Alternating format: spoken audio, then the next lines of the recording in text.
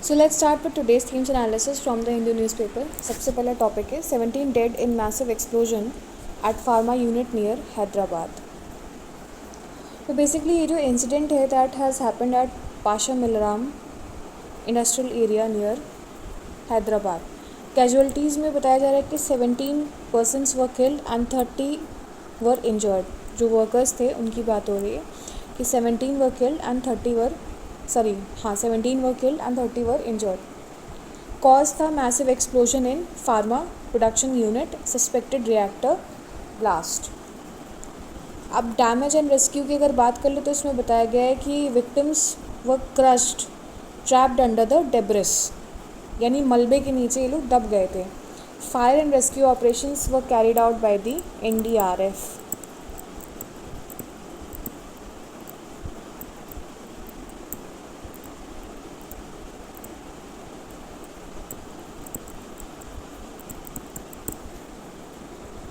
and local authorities also.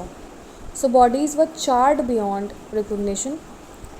Complications in identification. Heavy debris removal operations were underway. Industrial safety issues इसमें बताए गए हैं. Basically होते भी हैं. That is why such incidences happen.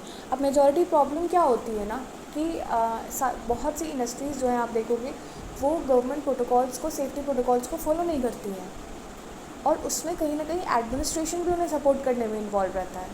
So because of this लैकनेस of safety hazards, safety steps, ये इस तरीके से हैज़ार्ड्स होते हैं. ठीक है, तो इसमें बेसिकली इंडस्ट्रियल सेफ्टी इश्यूज़ के बारे में बात किया गया है, और ये हाईलाइटेड वे में ये बताया गया है कि poor safety compliance in pharma and chemical industries, उसके बारे में कंसर्न रेज़ किया गया है.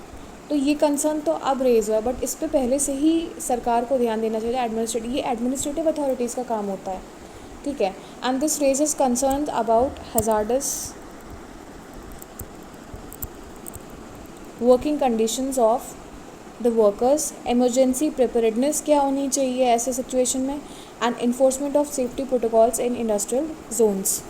तो डेफिनेटली जैसे कि मैं बता रही हूँ कि अगर इस टाइप की इमरजेंसी होती है तो उसके लिए भागने तक का समय नहीं लोगों को मिलता है, क्योंकि वो कंजस्टेड वे में बनाई जाती हैं. ठीक है, अब रिएक्टर में ब्लास्ट हुआ है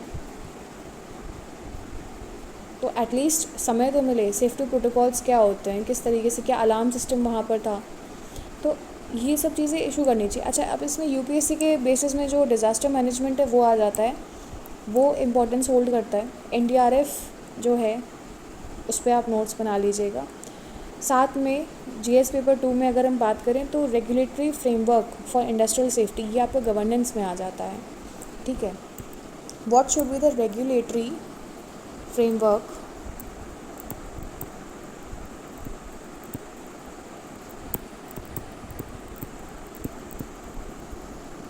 फॉर इंडस्ट्रियल सेफ्टी.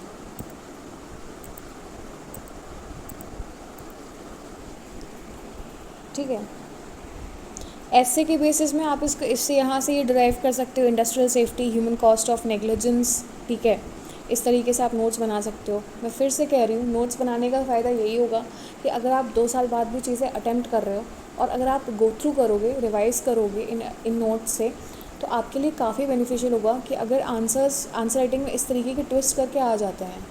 ठीक है, दे गिव वेरी कंसेप्चुअल और आपको समझने में भी काफ़ी प्रॉब्लम होती है, तो आप यहाँ से आइडिया ले सकते हो. ठीक है, आंसर राइटिंग में या एसे राइटिंग में इस तरीके के आंसर्स, कैसे लोग आंसर राइटिंग और एसेज में हाई मार्क्स पाते हैं, तो यही कारण होता है, क्योंकि वो छोटी छोटी चीज़ें जो होती हैं ना, जो रिलेट कर सकती हैं, उसको नोट डाउन करते हैं. ठीक है, so that is why this is important. अब वे फॉरवर्ड की बात अगर की जाए तो सबसे पहले तो जो सेफ्टी ऑडिट्स हैं, ठीक है, इन हैज़ार्डस इंडस्ट्रीज़, जितनी भी हैज़ार्डस इंडस्ट्रीज़ हैं उनमें सेफ्टी ऑडिट्स पे ध्यान देना होगा, उनको स्ट्रेंथन करना होगा. ठीक है, इमरजेंसी रिस्पांस इंफ्रास्ट्रक्चर को इम्प्रूव करना होगा, और साथ ही साथ स्ट्रिक्ट कंप्लायंस एंड पेनाल्टीज़ भी लगानी होंगी फॉर वायोलेशंस. ये आप वे फॉरवर्ड दे सकते हो. ठीक है,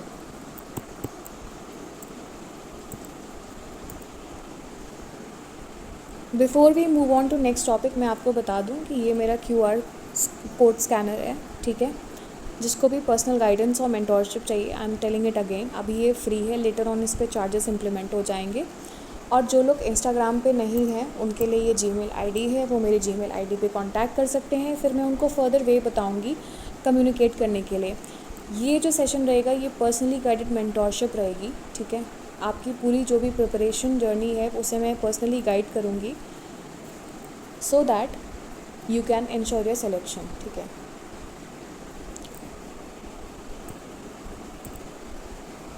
EC clarifies on rules for intensive revision of Bihar voter list.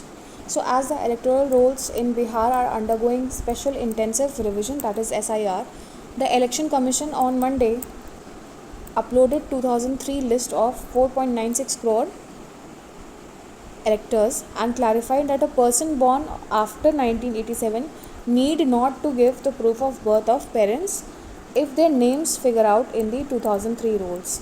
मतलब सिंपल भाषा में अगर बोले कि इलेक्शन कमीशन ने 2003 की जो लिस्ट है वोटर की वो इशू कर दी है, और उसमें ये बोला है कि अगर कोई भी पर्सन 2003 के रोल में उसका नाम अपीयर होता है इस लिस्ट में जो इशू की जो पब्लिश की गई है, नॉट इशू, पब्लिश की गई है by EC, that is election commission, तो उसमें इलेक्शन कमीशन ने ये बोला है कि अगर वो नाम अपीयर हो जाता है 2003 के इलेक्टोरल रोल्स में तो उसको ज़रूरत नहीं है कि वो अपने पेरेंट्स का बर्थ प्रूफ दें, ठीक है। जो भी लोग 1987 के बाद पैदा हुए उनको प्रूफ देने की ज़रूरत नहीं है अगर उनका नाम 2003 की लिस्ट में अपीयर होता है, ठीक है।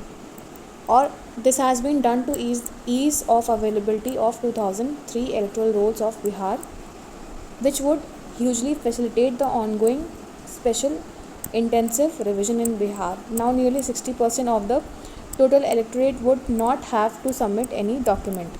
तो ये बेसिकली एक काम आसान करने का काम किया गया है। They have to just verify their details from 2003 electoral rolls and submit the filled up enumeration form. उनको बस अपनी डिटेल्स वेरीफाई करनी होगी फ्रॉम 2003 इलेक्टोरल रोल्स, मतलब जो लिस्ट जारी की गई है 2003 की, बस एक वेरिफिकेशन देना होगा, ठीक है, और इन्यूमरेशन फॉर्म भरना होगा, बस इतना ही करना होगा। उसके अलावा in its instructions on the SIR ऑन June 24 the EC had mentioned that electoral rolls with qualifying date of January 1, 2003 shall be made freely available to both booth level officers in hard copy as well as on online website.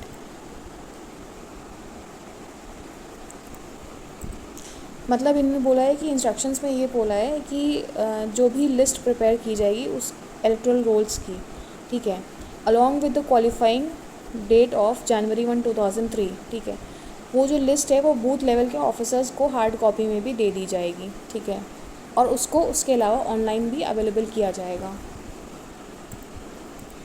Next is 337 tons of Union Carbide waste incinerated residue to be buried. अच्छा, इसमें मैं आपको एक बात बताना भूल गई, इसमें जो UPSC के बेसिस पे इम्पोर्टेंस होल्ड करता है वो सबसे पहले तो आपको SIR, ठीक है, स्पेशल इंटेंसिव रिविज़न के ऊपर नोट्स बनाना पड़ेगा कि ये क्या है, कंसेप्चुअल नोट्स आपको बनाने पड़ेंगे कि ये क्या है, क्या रोल प्ले करता है, क्यों कंडक्ट किया जाता है, ठीक है, और इसमें ECI की क्या भूमिका रहती है, ठीक है, और ECI पे भी बट ऑफ कोर्स आपको कंसेप्चुअल नोट्स बनाने ही पड़ेंगे जिसमें कॉम्पोजिशन आप देख सकते हो कि ECI का क्या कॉम्पोजिशन है, ठीक है, उसके अलावा फंक्शंस क्या हैं, पावर्स एंड लिमिटेशंस क्या हैं।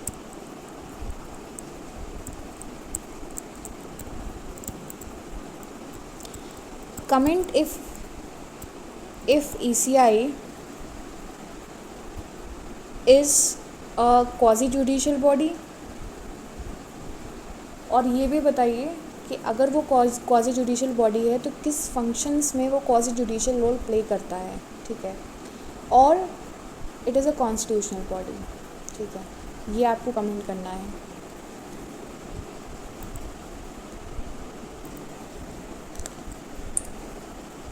सो coming on to next, Union Carbide के बारे में अगर हम बात करें तो इसमें जो कंटेक्स्ट दिया गया है that 337 tons of toxic waste from defunct Union Carbide factory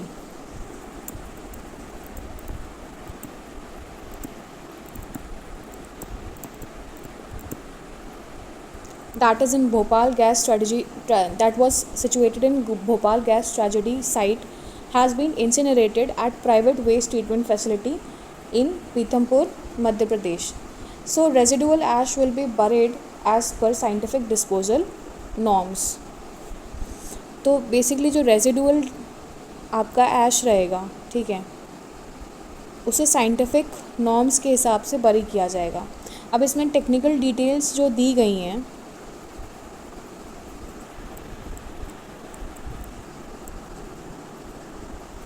वो ये बताया गया that 814 tons of ash was generated from the incineration process. Ash was transported to the Ramki Group facility in Pithampur for burial. ठीक है, जो ash generate किया गया था इंसिनरेशन प्रोसेस से 814 के करीब टन्स के करीब ये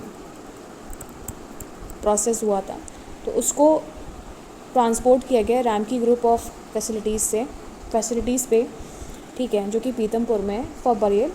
अब waste was transported from Bhopal in January and operation took around 65 days to complete. ठीक है, it was supervised by Madhya Pradesh pollution control board MPPCB.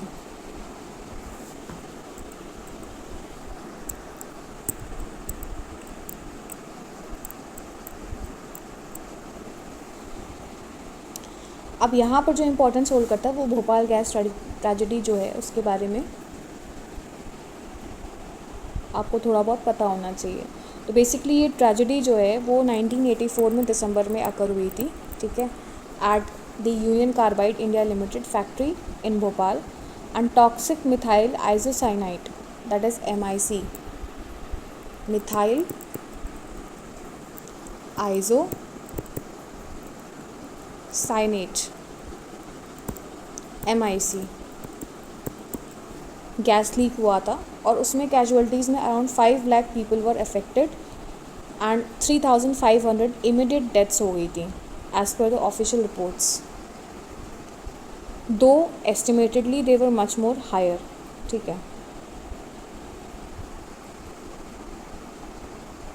So this was recognised as one of the world's worst industrial disasters. अब इसका UPSC में relevance आ जाता है आपका कि toxic waste disposal कैसे होना चाहिए. ठीक है,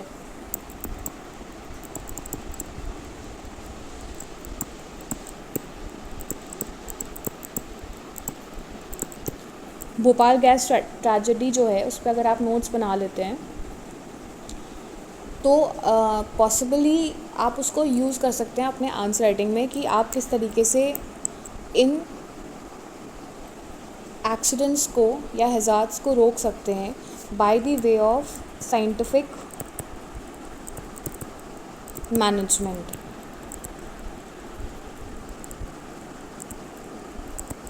of waste disposal, isn't it? क्या स्टेप्स होने चाहिए, प्रेजेंटली क्या नॉर्म्स है गवर्नमेंट के, ठीक है, उसे ग्राउंड लेवल पे किस तरीके से इम्प्लीमेंट करना चाहिए. ठीक है, क्या पेनल्टीज़ अभी गवर्नमेंट ने इम्पोज की हैं इस तरीके के हैज़ार्ड्स अगर होते हैं. जैसे अभी रिसेंटली फार्मास्यूटिकल कंपनी में इंडस्ट्रियल एरिया में वहाँ पर हैज़ार्ड हो गया, ठीक है, लोग मलबे के नीचे दब के मर गए. ठीक है, उसके बाद एथिकल सेंस में आप जो एथिक्स का पेपर होता है GS पेपर 4 में, उसमें कॉर्पोरेट रिस्पॉन्सिबिलिटी जो है ये टॉपिक, इस पे ज़रूर आप कंसेप्चुअल आंसर राइटिंग कर लीजिएगा, क्योंकि एथिकल बेसिस पे आपसे पूछ सकते हैं कि इस तरीके के इंसिडेंट्स अगर होते हैं तो कॉर्पोरेट की क्या एथिकल बेसिस पे रिस्पॉन्सिबिलिटी होनी चाहिए. ठीक है, and what should be the environmental ethics, ये भी एक टर्म आ जाता है, एनवायरमेंटल एथिक्स क्या होना चाहिए. उसके अलावा एडमिनिस्ट्रेशन का क्या रोल होना चाहिए. अगर आपसे ये सिचुएशन दे दी गई, पूछ लिया गया कि अगर आप एज अ DM वहाँ पोस्टेड हैं और आप वहाँ पर सर्वे करने जाते हैं, ठीक है, इंडस्ट्रीज़ का, एरियाज़ का आप वहाँ पर सर्वे करने जाते हो. ठीक है, जब आप सर्वे करने जाते हो आप वहाँ पर देखते हो कि वहाँ पर सेफ्टी नॉर्म्स के साथ कॉम्प्रोमाइज़ हो रहा है. ठीक है, सेफ्टी प्रोटोकॉल्स के साथ कॉम्प्रोमाइज़ हो रहा है और जो दूसरी पार्टी है वो आपको ब्राइब ऑफ़र करती है. ठीक, तो इस तरीके की सिचुएशंस आपको दे सकते हैं. तो आपको क्या स्टैंड लेना चाहिए. Will you compromise the lives of many thousand people, or will you pose heavy penalty और आप उसे लॉ कोर्ट में खींचोगे, ठीक है, आप प्रूफ रिप्रेजेंट करोगे, लॉ कोर्ट में खींचोगे, ठीक है। अब इसका सिग्निफिकेंस ये है, दिस सिग्निफिकेंस क्या है यहाँ पर जो लिखा हुआ है इसका रेजिड्यूअल बरी का, ठीक है। सिग्निफिकेंस ये है कि this highlights the challenges in safe disposal of legacy industrial waste and reflects progress in environmental remediation after decades. It also emphasizes the need for stricter industrial safety and disaster preparedness norms. So next topic is police resort to लाठी charge on tribal villagers in Jharkhand on हुल दिवस। अब ये हुल दिवस है क्या, ये importance hold करता है यूपीएससी के रिलेवेंस में, ये न्यूज़ इम्पॉर्टेंट नहीं है। हुल दिवस है क्या, इसका बहुत ही इंपॉर्टेंट सिग्निफिकेंस है और इसका एक रिलेशन भी है ट्राइबल रिवोल्ट से। Let's see what is it. So Hul Diwas commemorates the Santhal rebellion, as I told you, बहुत इंपॉर्टेंट है। अब ये प्रीलिम्स के लिए संथल रिबिलियन बहुत इंपॉर्टेंट होगा, इसके कंसेप्चुअल नोट ज़रूर बना लीजिएगा। Of 1855 to 56 this was led by Santhal tribal leader Sidhu and Kanhu Murmu against British colonial rule and oppressive zamindari system. Hul in Santhali language means revolution और rebellion. इसे सेलिब्रेट कब किया जाता है? Annually on 30th June in Jharkhand and Santhal dominated areas of West Bengal, Bihar, Odisha and Assam. अब background of Santhal हुल की बात करें 1855 to 56 के बीच में, तो it began in Bhognadih village now in Sahibganj district Jharkhand, ठीक है। अब मेजर इसके ग्रीवांसेस क्या हैं? That exploitation by the British officers, zamindars and money lenders, loss of traditional lands and livelihoods, that forced labour and excessive taxation. Due to this revolt was spread rapidly but was brutally suppressed. Thousands of Santals were killed. Significance क्या है?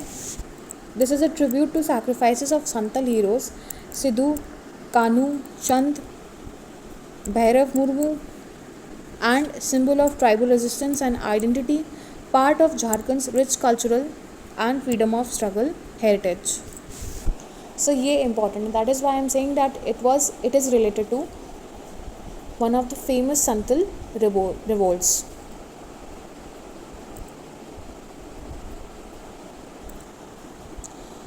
So next topic is, in a perilous world, India must treat tea leaves well. India's foreign policy faces a critical phase amid growing China-Pakistan ties, escalating tensions in West Asia, and shifting US strategic focus under successive administrations. So China's assertiveness or assertive policies and Pakistan's maximum leverage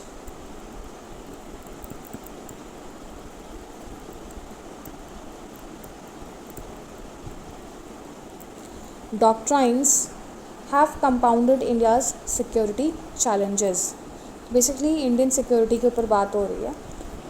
India's past efforts to remain non-aligned and neutral in conflicts may not suffice in today's volatile geopolitical environment.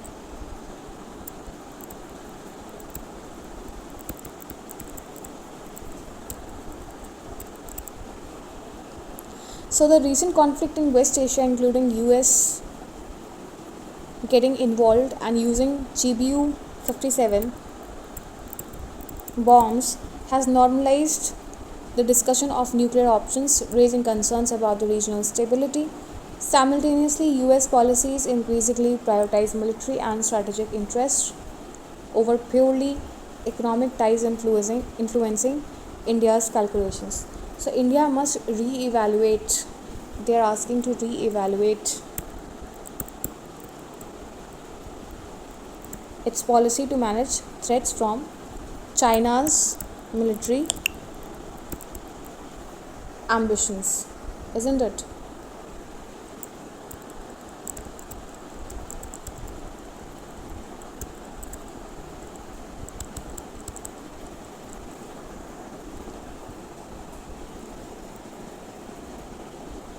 Including the risk of Taiwan conflict. while safeguarding interest in West Asia, a vital energy hub. The rise of decoupling and the potential fragmentation of supply chains could further complicate India's position. The article urges India to prepare for diverse eventualities, emphasizing strategic foresights and diplomatic agility as key tools for, for navigating the emerging multipolar world order.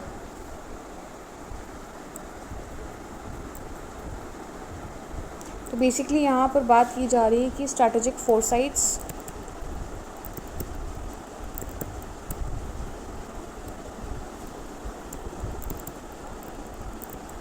And diplomatic agility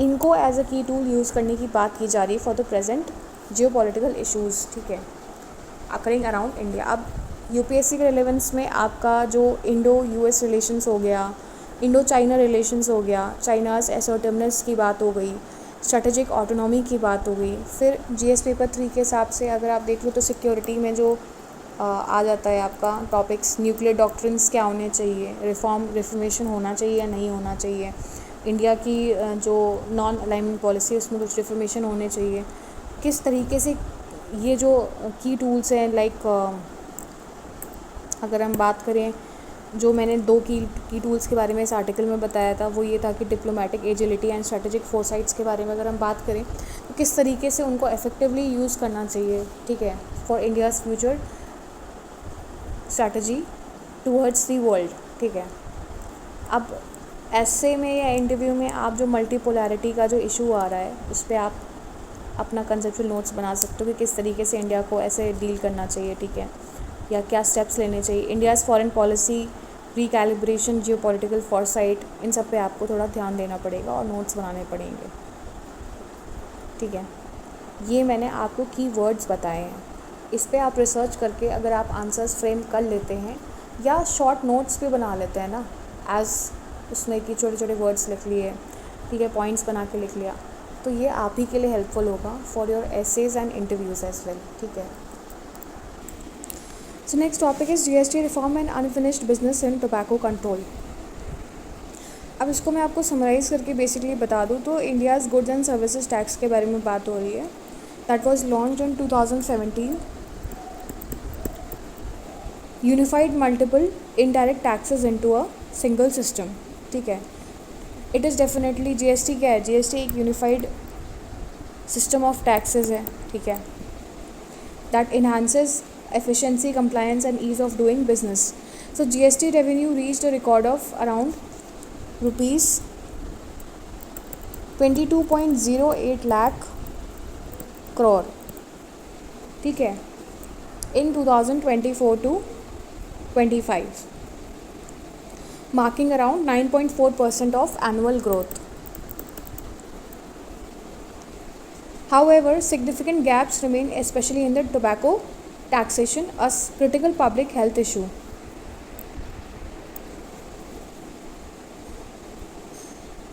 So tobacco consumption causes around 3,500 daily deaths.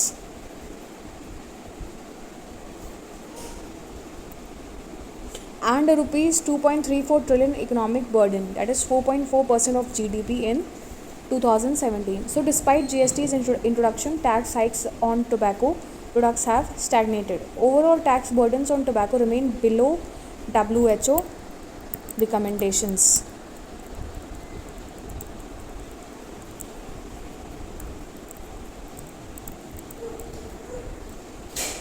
Of at least 75% of the retail price. So 75% of the retail price में से 22% is for BDs, 54% for cigarettes,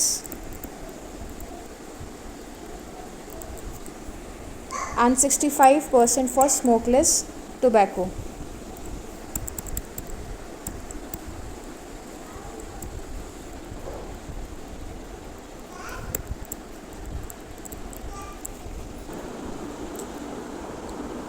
उसके अलावा GST's heavy reliance on ad valorem taxes rather than specific excess taxes weakens its effectiveness in reducing tobacco use.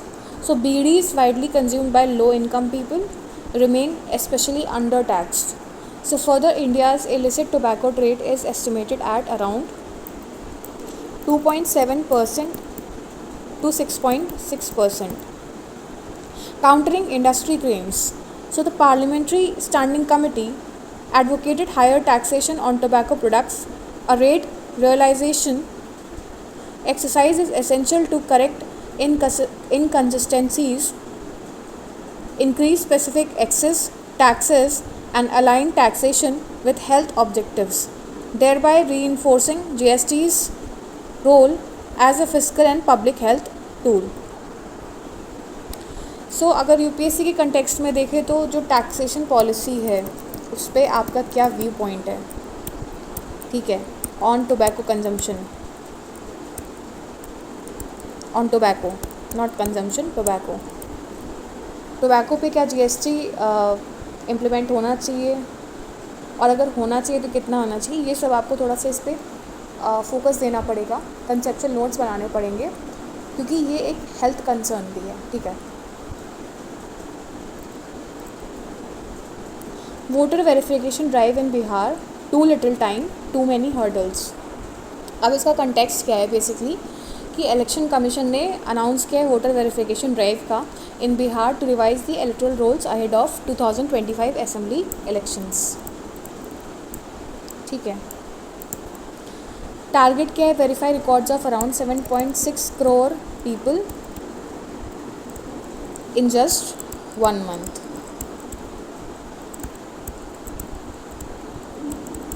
ठीक है, reasons क्या है for the drive, that demographic mismatch है जिसमें Bihar's voter list shows Bihar's voters list shows around 7.6 crore voters versus a 2021 projected population of 12.7 crore, voter to population ratio 60%. National average is around 70 to 72%, highlighting under enrollment in Bihar.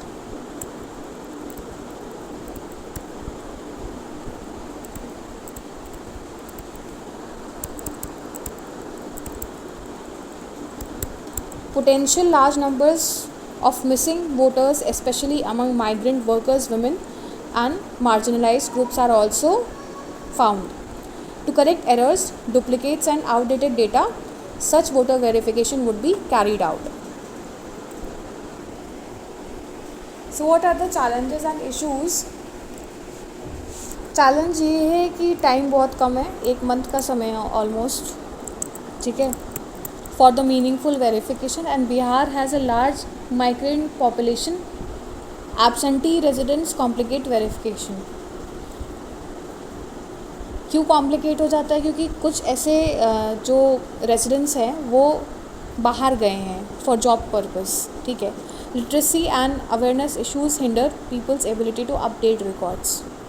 So EC's provision initiatives showed limited success in cleaning roles, for example in 2014-19 drives. So administrative constraints and shortage of field staff is also a challenge. ठीक है. अब UPSC के aspect में जो आपका जो importance hold करता है, रिलेवेंस है, वो सबसे पहले आपका representation of people with respect to electoral rolls, ये आपका इम्पॉर्टेंस है, इम्पॉर्टेंट टॉपिक है, ठीक है.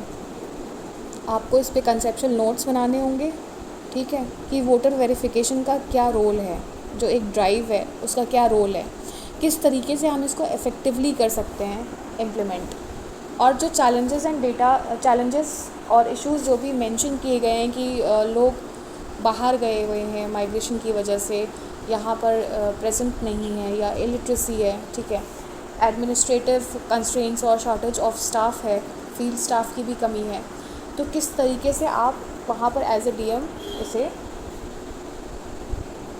वो कर सकते हो, क्या डील कर सकते हो. Highlights issues of exclusion of vulnerable groups.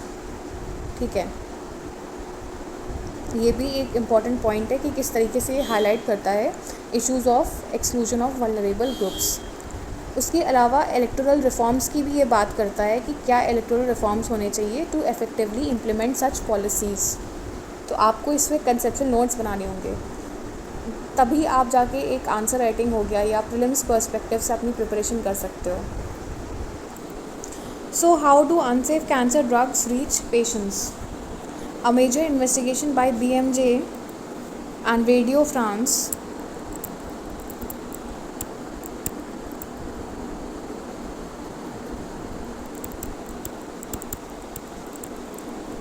that is Bureau of Investigation Journalism, BMJ's Bureau of Investigation Journalism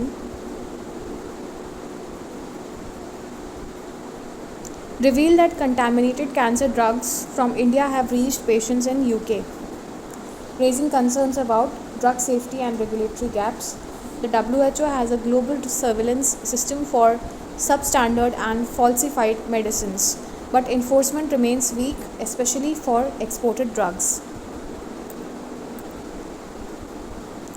So, cancer drugs are high cost, high demand products prone to quality risk.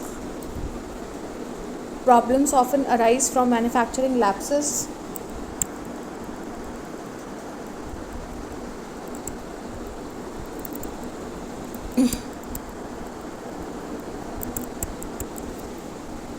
such as poor cleaning, contamination, and inadequate quality checks. India, a leading global supplier of generic medicines, has faced scrutiny over quality controls. The article highlights the paradox. While India supplies affordable cancer drugs globally, regulatory oversights and infrastructure may be insufficient to prevent lapses. So in the UK, companies importing drugs are required to verify manufacturing standards, yet oversight failures occur. Once contaminated drug enters the supply chain, tracing and recalling them is complex and costly. So the article calls for stricter audits, transparency and stronger enforcement both in exporting and importing. अब UPSC के case में इसका क्या relevance है कि क्या checks and balances होने चाहिए with respect to export of medicinal drugs, और वो भी इतने इम्पॉर्टेंट ड्रग्स जो कि कैंसर ड्रग्स हैं, ठीक है, कीमोथेरेपीज़ के लिए बेसिकली यूज़ होते हैं या ओरल थेरेपी के लिए भी यूज़ होते हैं, ठीक है। क्या चेक्स होने चाहिए, क्या प्रोटोकॉल्स फॉलो होने चाहिए, क्या सेफ्टी स्टैंडर्ड्स मेंटेन करने चाहिए, ठीक है, वाइल एक्सपोर्टिंग दैम। गवर्नमेंट को क्या पॉलिसीज़ रखनी चाहिए, ठीक है, with respect to such problems, ठीक है। तो इस तरीके से आप नोट्स बना सकते हैं और अपना पॉइंट ऑफ व्यू रख सकते हैं कि कैसे इन प्रॉब्लम से डील करना है। Way forward is always very important, क्योंकि आप कोई भी आंसर राइटिंग करते हो तो उसमें आप सबसे पहले बैकग्राउंड बताते हो, फिर मतलब एक छोटा सा इंट्रोडक्शन दोगे 4-5 लाइन्स का, उसके बाद फिर आप इश्यूज़ रिआइट्रेट करोगे, वो भी एक शॉर्ट क्रिस्प पॉइंट्स में होगा कि okay this is a problem, ठीक है। और उसके बाद आप उसके आगे हाईलाइटेड इश्यूज़ के बाद आप आगे सॉल्यूशंस और वे फॉरवर्ड प्रेजेंट करोगे, ठीक है, कि किस तरीके से इंडिया को मैनेज करना चाहिए इस टाइप की कैजुअलिटीज़ को। So next is, can a GI tag prevent cultural misappropriation? So how many Indian products are registered as GI tag? Do international GI rights exist? So what is the gist of the article? That geographical indication is a form of intellectual property that identifies goods as originating from a specific country, region or locality, where their distinctive qualities, characteristics or reputation are essentially linked to the place of origin. India, as a TRIPS signatory, enacted the GI of Goods Registration and Protection Act 1999, which came into force in 2003. So Indian traditional products have time and again suffered exploitation by the global corporations. So so far के बारे में अगर हम बात करें तो on June 25 the spring or summer 2026 men's wear show in Milan Italian luxury brand Prada unveiled the footwear inspired by the India's geological indication GI tagged Kolhapuri chappals, sparking accusations of cultural misappropriation. So, it is a form of intellectual property that identifies goods as originating from a specific country, region, or locality where the distinctive qualities, characteristics, or reputation are essentially linked to place of origin. In India, there are essentially 658 registered GI tag goods, including Chanderi saris, MP, Madhubani painting, Bihar, Pashmina shawls, Jammu and Kashmir, Kanchipuram silk, Tamil Nadu, Darjeeling tea, West Bengal. Importantly, GIs serve as a powerful marketing tool during rural development, boosting exports, enhancing consumer confidence, and preserving cultural knowledge of local communities, farmers, and indigenous groups. So, unlike trademarks, which are owned by enterprises, GIs are public property belonging to producers of the concerned goods and cannot be assigned, transmitted, or licensed. So legal protection की अगर हम बात करें, सो legal protection of GIs stem from international instruments like Paris Convention for Protection of Intellectual Property Rights 1883 and later gained a clearer definition under the trade related aspect of property rights, that is TRIPS agreement in 1995. So India as a TRIPS signatory enacted the GI of goods, that is the Geographical Indications of Goods Registration and Protection Act 1999, which came into force in 2003. The Act provides for GI registration, enforcement of rights, prohibition of unauthorized use, and penalties for infringement. So, how can the infringement be tackled?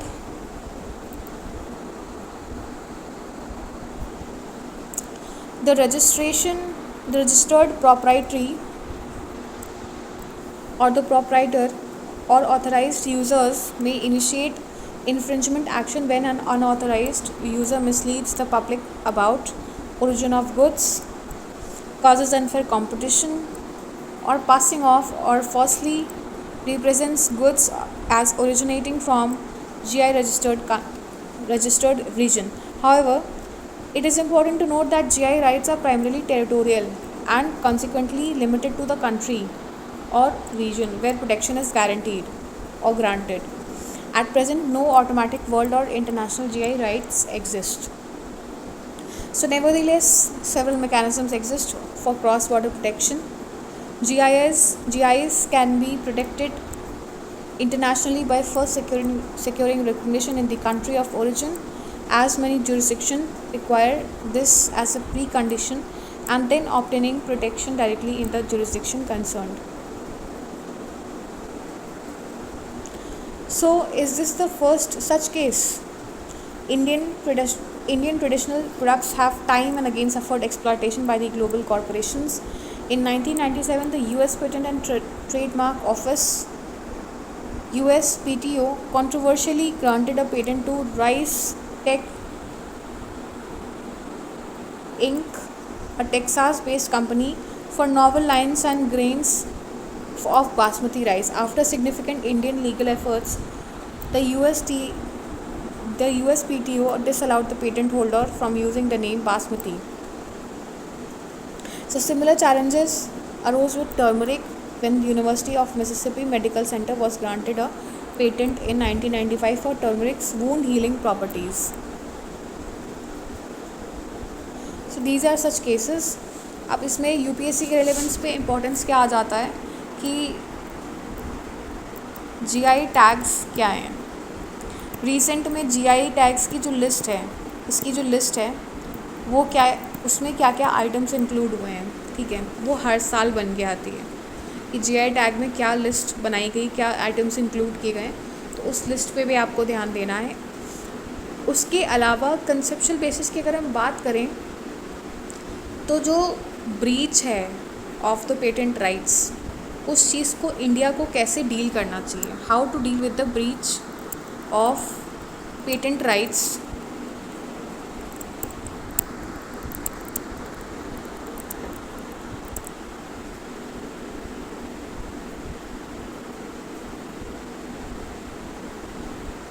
of Indian goods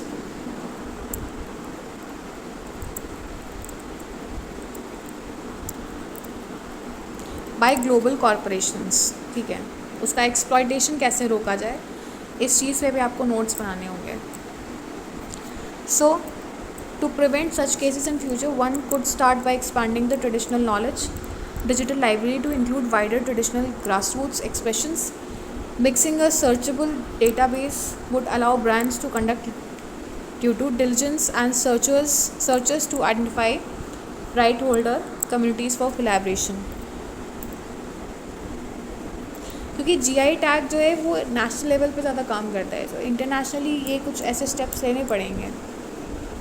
ठीक है, नीम को भी इसको भी बोला गया था कि भाई ये इन्हीं का है. ठीक है, US डिपार्टमेंट ऑफ एग्रीकल्चर ने इसको लेने की पेटेंट राइट्स लेने की कोशिश की गई थी, बट ये इंडियन ओरिजिन था. ठीक है, एंशिएंट साइंस थी हमारी. तो ये सब चीज़ों को डील करने के लिए आपको इस पर कंसेप्शन नोट्स बनाने पड़ेंगे कि क्या आप कर सकते हो, क्या नॉट आप कर सकते हो, इंडिया क्या कर सकता है way as a part of way forward. So next topic is when does the gender gap emerge with respect to mathematical abilities. अब इसमें बेसिकली बात हो रही है, मैं आपको समराइज़ करके बता दे रही हूँ, that a recent study in France reveals that boys and girls begin schooling with similar mathematical abilities. ठीक है, however a gender gap favoring boys emerge as early as first grade and persist over the years. Researchers tracked around 2,523 children from first to sixth grade over 4 years and observed the widening gap across public and private schools and among high and low income families.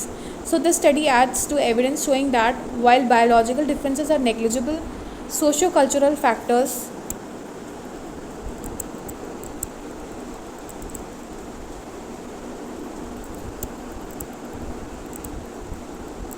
such as stereotypes, teaching methods and parental attitudes, ये socio cultural factors हैं. Stereotypes, teaching methods and parental attitudes significantly influence mathematical performance. So stereotypes that boys excel in maths can cause math-related anxiety in girls, impacting their confidence and performance. So teachers' attitude also plays a crucial role if they unconsciously expect boys to perform better. This can shape classroom interactions and opportunities for practice. So researchers emphasize that the gap is not due to inherent gender differences in ability but external factors. यानी कि ये एक जो धारणा चलती आ रही है उसके ऊपर बेस्ड है. ठीक है, shaping children's experiences and confidence. Suggested interventions include teacher training to avoid bias, reshaping classroom practices, and combating stereotypes through positive messaging and equal opportunities. So the issue is critical for closing gender gaps in STEM fields globally. Addressing early gender disparities in mathematical skills is essential for achieving gender equality or equity in education and professional fields like science, engineering and technology. ठीक है, तो ये यहाँ पे proof होता है कि ये टेक्निकली ऐसा नहीं था, बट ये जो सोशो कल्चरल जो नॉर्म्स, ऐसा जो धारणाएँ, पुरानी जो धारणाएँ बनाई गई थी कि बॉयज़ जो है मैथ्स में एक्सेल करते हैं, उसकी वजह से ये डिफरेंसेस आ जाते हैं. ठीक है, so next topic is India fast tracks 52 satellites for precision surveillance following Operation Sindoor. So after defense forces realized the need for more precision surveillance during the Operation Sindoor, the Union government has ordered the fast tracking of the launch of 52 dedicated surveillance satellites, enhancing round-the-clock monitoring of coastline and land borders. So in October last year, the PM, that is Prime Minister Narendra Modi, led cabinet committee approved $3.2 billion for the SPS-3 program to develop next generation satellites under over the next decade. Under the program, ISRO will manufacture and launch the first 21 satellites, while the private companies will handle the remaining 31. So the Defense Space Agency will oversee the operation of the newly launched satellite system.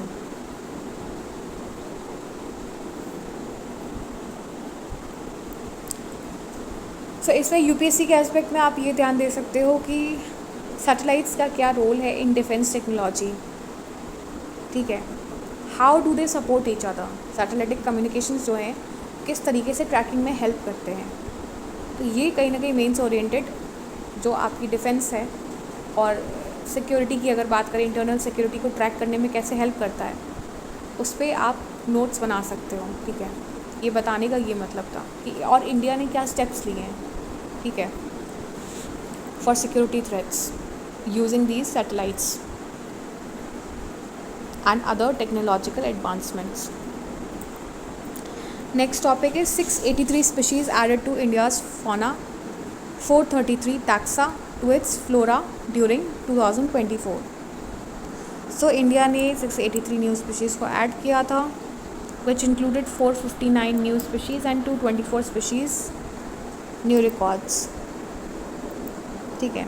The country also added 433 taxa of flora during the same period, which included 410 species and 23 infra-specific taxa of plants.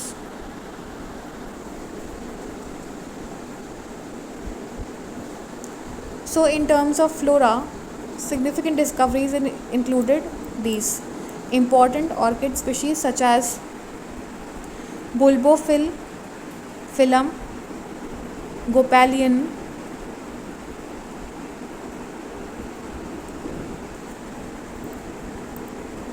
ये species के नाम यहाँ पर दिए हुए हैं. And जो reptiles के केस में डिस्कवरीज हैं वो ये हैं.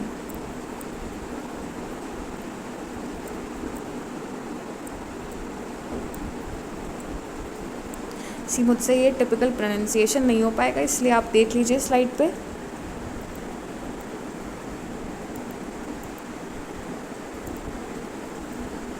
इट विल टेक टाइम, ठीक है. तो आप ये देख लीजिए स्लाइड पे, यहाँ पर मैंने ब्रैकेट में बना दिया है, क्योंकि ये इंपॉर्टेंट इसलिए ना, क्योंकि अगर आपसे नाम पूछ लिया और आपको पता नहीं हुआ कि ये प्लांट स्पीशीज़ है, कि कौन सी ऑर्किड स्पीशीज़ है, कि क्या है, ठीक है, तो आपको ये चीज़ मालूम होना चाहिए. उसके अलावा species of plants in angiosperms, gymnosperms, pteridophytes, bryophytes, lichens, fungi and algae इनमें भी इंक्लूड की गए हैं. From the hotspots regions of Western Ghats and north eastern regions that have contributed to around 35% of the total discoveries. अच्छा, hotspots जो हैं, biological hotspots जो हैं वो क्या हैं, कौन कौन से हैं इंडिया में, इसे या तो मैप पे मार्क कर लीजिएगा या मैप बना कर आप उसमें स्टेट कर सकते हैं. अदरवाइज़ आप शॉर्ट नोट्स में भी लिख सकते हैं, ठीक है. जो बायोलॉजिकल जो हॉटस्पॉट्स होते हैं, इन्वायरमेंटल जो इकोसिस्टम से रिलेटेड होते हैं, कितने हॉटस्पॉट्स हैं, तो एक तो वेस्टर्न घाट्स मिल गया, एक नॉर्थ ईस्टर्न रीजन्स में आपको मिल गया. उसके अलावा और भी कुछ हॉटस्पॉट्स हैं जो कि मेंशन्ड है, और वो आपको ढूंढना है गूगल पे, उसके नोट्स बना लेने हैं. So next topic is Indian economy remains अ की driver of global growth, RBI report. Despite an uncertain and challenging global economic backdrop, the Indian economy remains a key driver of global growth, underpinned by sound microeconomic fundamentals and prudent macroeconomic policies. The Reserve Bank of India said in its half-yearly publication, the Financial Stability Report, FSR जो report है वो RBI की है, ये important है यहाँ पर. So growth momentum is buoyed by strong domestic growth drivers, sound macroeconomic fundamentals and prudent policies, as said by Sanjay Malhotra, who is the RBI governor at present. Nonetheless, external spillovers and weather-related events could pose downside risk to the growth. The outlook for inflation, on the other hand, is benign, and there is a greater confidence in durable alignment of inflation with Reserve Bank's target. So the resilience of domestic financial system is continuously improving, bolstered by strong capital buffers,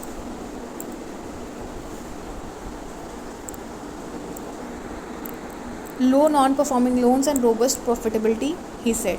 The results of stress test reaffirm the strength of banking and non-banking sectors, with capital levels projected to remain well above the regulatory minimum even under the adverse shock scenarios. The healthy balance sheets of corporates, banks and non-banking financial companies (NBFCs) augur well for the economy. So as per FSR, the financial conditions have eased, supported by accommodative monetary policy and low volatility in financial markets. It said the strength of the corporate balance sheets is also lent support to over macroeconomic stability. इसमें importance UPSC से related है. सबसे पहले तो ये आपको मालूम होना चाहिए कि एफएसआर जो है वो आरबीआई की रिपोर्ट है. उसके अलावा जो ग्लोबल इकोनॉमिक ग्रोथ होती है उसमें इन्फ्लेशन को टारगेट करने वाले की ड्राइवर्स कौन से होते हैं, तो वो सबसे पहले आपको मालूम होना चाहिए कि जो एक्सटर्नल स्पिलओवर्स हो गए, जैसे मार्केट में अगर कुछ उतार चढ़ाव हो गया, ठीक है. उसके अलावा वेदर कंडीशंस पे हो सकती है, क्योंकि एग्रीकल्चर भी इकोनॉमी में कहीं ना कहीं एक रोल प्ले करता है. हर कंट्री का एग्रीकल्चर जो है वो रोल प्ले करता है. तो इस तरीके से कहीं ना कहीं वो फ्लक्चुएशंस होते रहते हैं, ठीक है.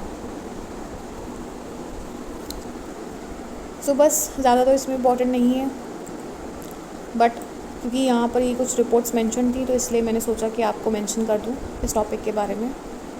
और एनबीएफसी जो है वो भी इम्पॉर्टेंट है. जो नॉन बैंकिंग फाइनेंशियल कंपनीज़ है उस पर आप नोट्स बना लीजिएगा, वो इम्पॉर्टेंट है. So again Israel bombs Gaza in run up to White House truce talks. आप ये देखो, यहाँ पर ना इस टॉपिक को पढ़ने का कोई मतलब नहीं है, ठीक है. सिंपल सा सिनेरियो ये है कि ये जो कॉन्फ्लिक्ट चल रहे हैं उसका इंडिया पे क्या असर पड़ेगा, ये इतना ही आपको कॉन्सिक्वेंसेस लिखने हैं. और इंडिया को डिप्लोमेटिकली कैसे इससे डील आउट करना चाहिए. उसके अलावा ट्रेड इफ़ेक्ट्स क्या पड़ेंगे, ठीक है. ट्रेड पे क्या असर पड़ेगा, ट्रेड के किस सेक्टर में इफ़ेक्ट पड़ेगा इन टाइप के कॉन्फ्लिक्ट से, बस इतना ही ध्यान देना है. बहुत ज़्यादा इसमें घुसने की ज़रूरत नहीं है. यूएस प्रेसिडेंट डोनाल्ड ट्रंप ने क्या कहा, इजराइल ने गाज़ा को बॉम्ब किया, ठीक है. अब उसके अलावा जो है मैप पे अगर देखो तो इजराइल की जो लोकेशन है that is very close to Suez canal. तो ये एक चोक पॉइंट है. और उसके अलावा ऊपर मेडिटेरेनियन सी भी पड़ता है. मैप पे अगर देखोगे तो, ठीक है. तो ये बॉर्डरिंग कंट्रीज़ मैप बेसिस पे स्वेज कैनाल में, स्वेज कैनाल किस में पड़ता है, रेड सी में पड़ता है. तो रेड सी का भी देख लेना. ये आपको थोड़ा सा ध्यान देना है वहाँ पर कि मेडिटेरेनियन सी और स्वेज कैनाल में कौन सी जो कंट्रीज़ हैं वो आती हैं, ठीक है. और मेंस आंसर राइटिंग में ये हो सकता है कि स्वेज कैनाल जो एक चोक पॉइंट है, अगर इस तरह की कंडीशंस आती हैं तो मतलब अगर वो एक वहाँ पर चोक हो जाता है पूरा तो क्या इफ़ेक्ट पड़ेगा, ऐसे वर्ल्ड को कैसे मतलब डील करना चाहिए ऐसी सिचुएशन से. अब इंडिया तो अकेला कुछ कर नहीं पाएगा, तो डेफिनेटली ग्लोबल बेसिस पे क्या एफर्ट्स होने चाहिए कि अगर वो पॉइंट चोक हो जाता है, स्वेज कैनाल जैसा इम्पॉर्टेंट पॉइंट, तो क्या इफ़ेक्ट पड़ेगा और वर्ल्ड को कैसे इससे डील करना पड़ेगा, ठीक है. क्या स्टेप्स लेने पड़ेंगे. हाँ, next is Pakistan army chief call Jammu and Kashmir terrorism legitimate struggle. ये तो बकवास ही करता रहता है, ठीक है. सो देखते हैं इन्होंने क्या बोला. Pakistan Army Chief Asim Munir has described terrorism in Jammu and Kashmir as legitimate struggle, saying his country would always stand by the people of Kashmir. Oh my God! कांड करा के और महाराज सपोर्ट में आए हैं. So Field Marshal Munir also warned India of befitting response in case of any future attack. Okay, we welcome it. Weeks after the two nations briefly locked horns in a dangerous conflict. बिल्कुल आइए, आपका स्वागत है। बिल्कुल बिल्कुल, आप response करिए, attack करिए, हमें कोई आपत्ति नहीं है। लेकिन उसके बाद हम बहुत घुस के ठोकेंगे अंदर तक, लाहौर तक घुस के ठोकेंगे।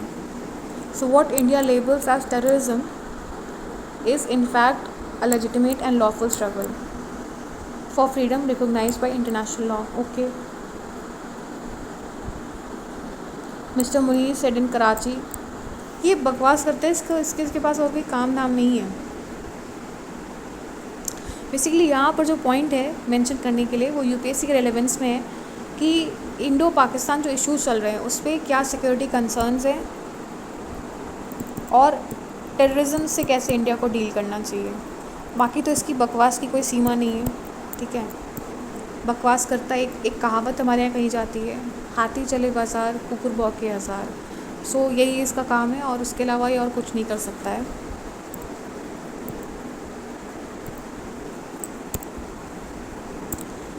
सो next is Japan launches climate satellite on last flight for main rocket.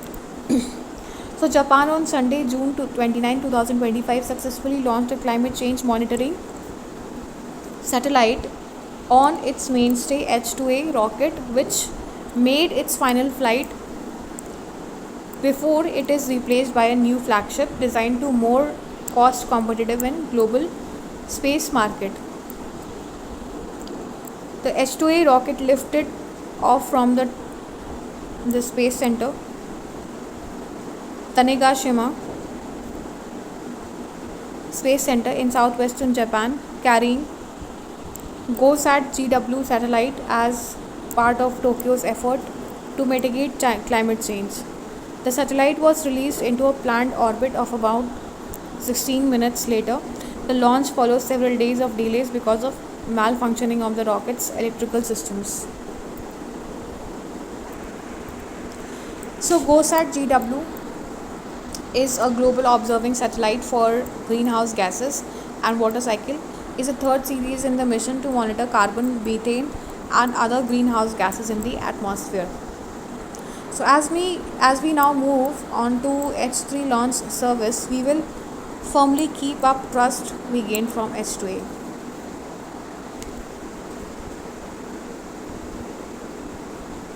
इसमें देखो ये सब इम्पॉर्टेंट नहीं है, मेजर इम्पॉर्टेंस है कि एक ऐसी सैटेलाइट लॉन्च की गई है फॉर क्लाइमेट वॉच ओवर, ठीक है। एक ये क्लाइमेटिक चेंजेस का वॉच डॉग है और कितना इफ़ेक्टिव ये हो सकता है वर्ल्ड के लिए, इसकी क्या इंपॉर्टेंस है, क्या सिग्निफिकेंस है, ये मायने हैं यूपीएससी के रिलेवेंस में, उसके अलावा और कुछ नहीं। दूसरा ये हो सकता है कि मान लीजिए यूपीएससी आपको प्रीलिम्स में नाम दे दे GoSat GW, ठीक है, यहाँ पर कंट्री का नाम दे दे और यहाँ पर ये बोल दे कि ये for example we can say that ये रेन मॉनिटरिंग के लिए है। तो अगर आपको नहीं पता होगा तो आप सही कर दोगे, लेकिन ये क्लाइमेट रिसाइलेंस के लिए, क्लाइमेटिक चेंजेस में जो क्लाइमेट में जो चेंजेस आते हैं उसको मॉनिटर करने के लिए है, ठीक है। या ये कर सकता है कि यहाँ पर आपको ये दे दे कि क्लाइमेट चेंज को मॉनिटर करने के लिए, और यहाँ पर बीच में गलत फिल कर दे कि गैसेस लाइक ऑक्सीजन को मॉनिटर करने के लिए है, ठीक है। बट ये carbon, methane and other green house gases को मॉनिटर करने के लिए इसे रिलीज़ किया गया है। तो इस तरीके के आपके क्वेश्चंस बन के आ सकते हैं, सो इसीलिए ये टॉपिक इम्पॉर्टेंट है। So that's all for the day, here I and my analysis. Thank you and have a nice day. I do request you to like, subscribe and share my channel, please do support my efforts. Thank you and have a nice day.